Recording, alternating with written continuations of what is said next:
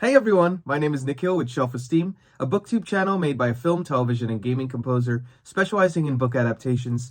And I can't believe it's already a third of the year over. I really don't know what to do about it. I try not to have an existential crisis every time I think about it. But without further ado, let's get into some May TBR.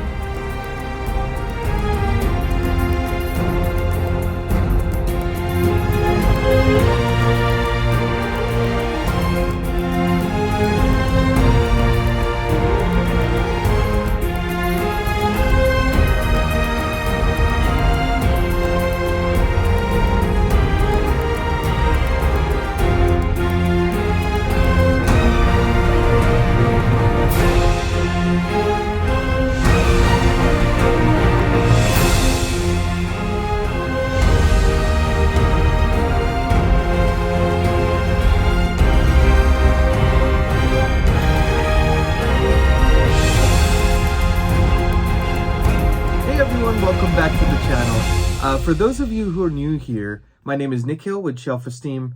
The impetus of this channel was I am a film and television and gaming composer specializing in book adaptations. When I first read The Wheel of Time about 5 years ago, it kind of inadvertently led me to having my job scoring those types of shows. So, this is kind of a way to talk more about the books with the community that has done so much for me. So, without further ado, launching right into my May TBR, I have kind of a stack of books and even a couple that are not, that I don't have physical copies of. So I'm going to kind of go over those here shortly. But the first book I want to talk about is a sci-fi book.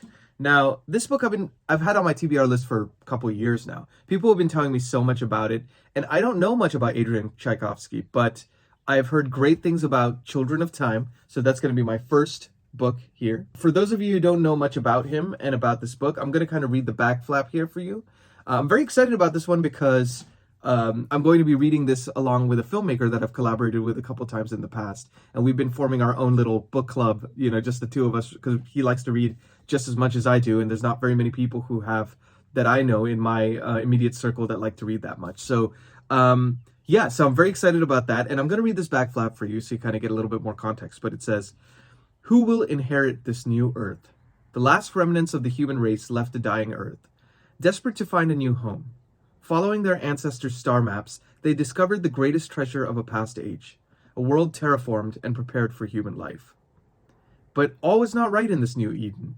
The planet is not waiting for them, pristine and unoccupied. New masters have turned it from a refuge into mankind's worst nightmare. Now 2 civilizations are on a collision course and must fight to survive. As the fate of humanity hangs in the balance, who are the true heirs of this new earth?"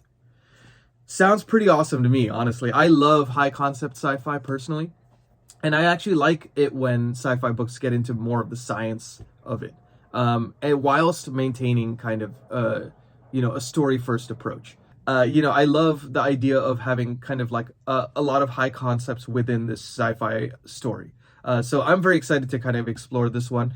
And if you guys want to read along with me, leave it in the comments and let us know. Maybe we could have a couple more people join us. So that's what we're thinking about for the first book for me, for my May TBR. This one is called Children of Time, Adrian Tchaikovsky. Check it out with us if you'd like. The next book I actually talked about in my previous weekly update. So if you want a little bit more of a contextual reference, I don't want to make this video way too long. So feel free to check that one out for a longer description. But this one is the second book by an author named Adam Neville, who's long been lauded as the British Stephen King. And if you know anything about me, you know my love for Stephen King. I have a whole shelf dedicated to Stephen King right here behind me. So needless to say, I'm making my way through the man's works. And anybody who's tangentially related to Stephen King, I'm going to want to check out. So Adam Neville's The Last Days. So all I'll say about this one in this particular video, and again, my longer description is in my weekly update, is that it's about a documentarian who's investigating a cult. And I'm always fascinated by cults. I remember watching this documentary series. I don't know if you have all checked it out, but it's fascinating if you haven't. It's called Wild Wild Country, about somebody who had come here to form kind of like a commune in Oregon, and it led to like the largest mass poisoning case in the United States and all sorts of crazy stuff. So anyways, I love reading about cults and stuff. So anything related to that, I'm all for. So I'm excited to check out this book. So this is going to be the second one for May. It's called Last Days. You can tell these are kind of chonky books already. 600 pages, about 500, something like that. Let me see what this one is. This one is, yeah, about 500 and some change. So no small feat, and they're only going to get bigger from here. So, you know, pray for me, folks. So this next one I'm very excited to talk to you all about because it's the second book in a trilogy called the Five Warrior Angel Trilogy by Brian Lee Durfee, an underrated masterpiece, if I do say so myself. I don't know if you've all checked it out, but, you know, Brian Lee Durfee is an amazing YouTuber, fantastic author. I read The Forgetting Moon last month. And, you know, it was a 700-page book, but I was so taken through it. I read it in like 5 days, which, you know, I'm not the fastest reader in the world, so that was kind of fast for me. And I'm excited to dive into his second book. I was very saddened to see about his hospitalization. If you know anything about what's been going on with him, you know, we're all rooting for his speedy recovery. And originally bought these books to support him and to read through them and hopefully send some goodwill his way and talk more about his books. And I'm so glad I did because the books are fantastic. So I'm going to be reading the second one in this series called The Blackest Heart and talk about big book. Look at this. Look at this thing. It's insane. It's insane. It's like, this one is like 900 and some change. And I'm about 100 pages into it already. I kind of started it right after Forgetting Moon, but then I got sidetracked, as one often does when you have a large TBR. So this is 100 pages if you want to kind of get a sense. I don't know if you can see this properly, but so it's a pretty massive book. But I'm very excited to read it. I'm going to read the back flap for you here, but just to let you know, there may be some light spoilers for book one. So if you don't want to be spoiled of anything and you want to come to it fresh, then I am putting chapter marks here so you can kind of skip over to the next section. But I'm going to read the back flap for you. It says, Gladiator, Assassin, Thief, Princess, and the Slave. The five warrior angels have been revealed, and one by one, the mystical weapons they once wielded are being found, and an ancient prophecy is finally being fulfilled. Or is it? For when it comes to recorded history, much is intended to manipulate and deceive. Returning to the kingdom of Golconda, Princess Jondralyn has suffered a devastating loss, discovering that not all prophecies to be assumed, not all scripture to be trusted. At the same time, her young sister Tala has found faith within herself while facing off against villains who are using her for their devices. Hawkwood, the former Bloodwood assassin, is captured, and the knight Galt, betrayed by the Angel Prince, can only wonder about the fate of his daughter, who has fallen into terrible hands. And all while, Nail embarks upon the deadliest quest the Five Isles has ever known. And with that, The Blackest Heart, Book 2 of the Five Warrior Angel Trilogy by Brian Lee Durfee. Check it out if you haven't. Definitely check out that first book. If you're already on to the second one, read along. Comment section is open. So please message me, let me know, and let's read some good books together. So this is the third one. It makes a loud sound when you put it down. So the next one, and so I'm going to be reading another book that I'd mentioned in my weekly update from last week. So definitely check that out. I'm leaving it up here on the screen. But this one is called My Darkest Prayer by S.A. Cosby. Now, I'd given a little bit more of a description. It's kind of like a crime thriller. It's much smaller, so I'm definitely excited to break up all these chunky books with something a little bit smaller. So this is going to be the next one, book 4, that I'm going to be checking out. So not going to talk about this too much in this video, just because, you know, I talked about it quite a bit in the previous one. But definitely check it out if you haven't. Just going to leave the comments, the link in the description as well. That's book 4. All right. So book 5 is going to be a Joe Abercrombie book. Now, where am I in the series? So I came to this quite late. My wife originally turned me on to these books. She started the First Law trilogy, and I think she read all 9 books. You know, the First Law trilogy, the 3 standalones, and the 3 the sequel trilogy. I think in the span of a week and a half or something. It's insane. Like, I've never seen anyone read that fast. So she probably reads as fast as Brian Lee Durfee does, honestly, when she gets into something. So she's been recommending it for the longest time. And I'm very excited to kind of continue down this journey. I've read about 4 books, and I absolutely loved A Best Served Cold. That was the first standalone that came after the trilogy. I think that one was more plot-focused than first 3, which were, I think, more character-focused. But I loved all of them for different reasons. I'm excited to continue the journey. And so with that, I'm going to go with the next standalone in the series. That's book 5, I guess, officially. And that is called The Heroes by Joe Abercrombie. So there's a huge kind of description in the inside flap here, but I don't want to read the whole thing because it's quite long. So I'm going to just read the back, which is quite simple. It says 3 men, 1 battle, no heroes. That's enough of a hook for me personally. I love my fantasy, and I love morally great characters. I love the idea that a battle takes place in one whole book. You know, I'm always reminded of The Wheel of Time, the last battle being like 300 pages long or something, and it's just riveting to be in a battle for that long, you know, kind of being fully immersed in a battle for that long, because you know, after you get to a certain page count, I think you kind of start to feel almost like you're there, if that makes sense. You know, I would imagine what a battle feels like is just kind of chaotic and visceral, and you kind of are disoriented and you're fighting for your life. And you, when you're kind of going through a massive battle and in a larger page count, you kind of start to feel that disorientation. And Joe Abercrombie is really good with his action sequences in how he disorients you, and you kind of don't know where the enemy is coming next. So I'm very excited about a whole book dedicated to that. So that's The Heroes by Joe Abercrombie. If you want to read along, of course, offer's always open. Join us, please. So that's 5 books. So the next and 6th book I'm going to be reading is You Like It Darker by Stephen King.